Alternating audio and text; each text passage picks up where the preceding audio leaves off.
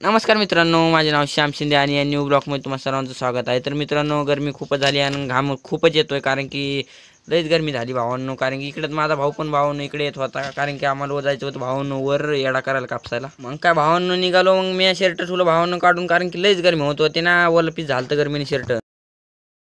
मग काय भावांनो माझा भाऊ पण इकडे व्हिडिओ काढत होता कापसात कारण कापूस खूपच मोठा झालेला आहे आणि माल पण चांगला लागलेला आहे. इकडे बघतोय काय भावांनो मुगाच्या शेंगा लागल्या होत्या, मी म्हणलं चला तोडून तरी घ्यावं खायला. मग चला भावांनो आपण जाऊ वरी बेस्ट पैकी.